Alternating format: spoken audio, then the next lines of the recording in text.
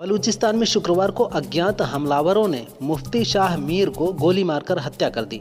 मीर पर आरोप था कि उसने आईएसआई की मदद से पूर्व भारतीय नौसेना अधिकारी कुलभूषण जाधव का ईरान से अपहरण कराया था।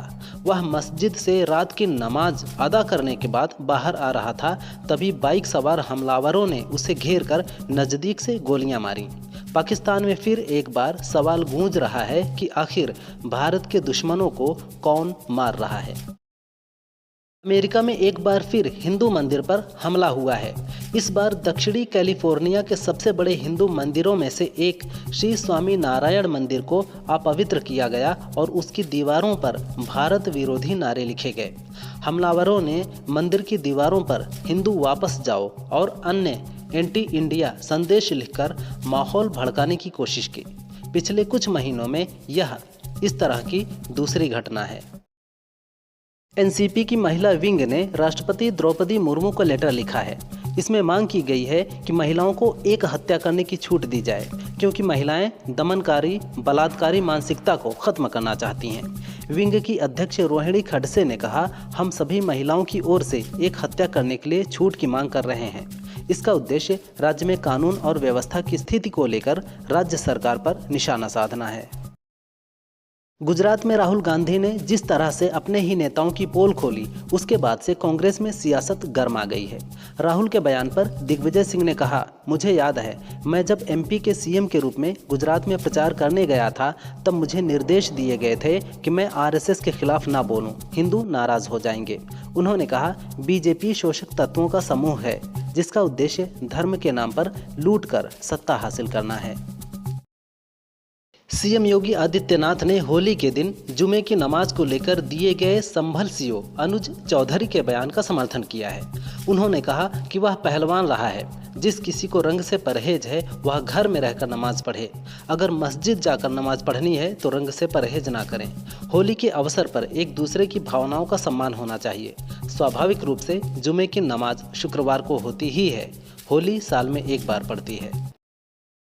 प्रयागराज महाकुंभ में हुई चूक पर एक्सपर्ट की टीम सर्वे में जुट गई है। साइबर सिक्योरिटी, स्वास्थ्य, पुलिस ड्यूटी, टेंट सिटी समेत कई मामलों में एक्सपर्ट पूरे डेटा के साथ सर्वे कर रहे हैं।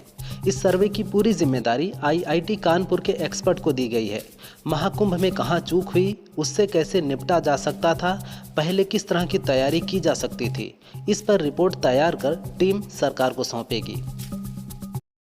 संभल सीओ अनुज चौधरी के होली पर दिए गए बयान पर अब डीएम डॉक्टर राजेंद्र पैंसिया ने सख्त रुख अख्तियार किया है। उन्होंने निर्देश दिया है कि उनकी और एसपी की अनुमति के बिना कोई भी अधिकारी सार्वजनिक रूप से बयान नहीं देगा। डीएम ने कहा कि शांति और सौहार्द बनाए रखना प्रशासन की सर्वोच्च प्राथमिकता है। ऐसा कोई भी बयान न दिया जाए जिससे लोगों की भावनाएं आहत हों या माहौल खराब हो। अमेरिका और हमास के बीच सीधी बातचीत से इजराइल खफा है। इजरायली पीएम के भरोसेमंद रॉन डेरमर और अमेरिका के स्पेशल प्रतिनिधि एडम बोहलर के बीच तीखी बहस भी हुई। यूएस से हुई बातचीत पर हमास के सीनियर लीडर मुशीर अल मसरी ने कहा कि ट्रंप का पूरा जोर सिर्फ इजरायली बंधकों की रिहाई पर है, जबकि उन्होंने इजरायली जेल में बंद 10,000 फिलिस्तीनियों को नज़रअंदाज कर दिया। ट्रंप को जो बाइडेन की नीतियों पर नहीं चलना चाहिए। अमेरिका के कैलिफोर्निया में हिंदू मंदिर पर हुए हमले और भारत विरोधी नारे लिखने पर सरकार की प्रतिक्रिया सामने आई है। भारतीय विदेश मंत्रालय ने कहा, हम ऐसे जघन्य अपराध की कड़े शब्दों में निंदा करते हैं। हम स्थानीय प्रशासन से इस मामले में जिम्मेदार व्यक्तियों के खिलाफ कड़ी कार्रवाई की अपील करते हैं। अमेरिका ने अपने नागरिकों को भारत पाकिस्तान सीमा से दूर रहने और उस इलाके में यात्रा न करने की एडवाइजरी जारी की है।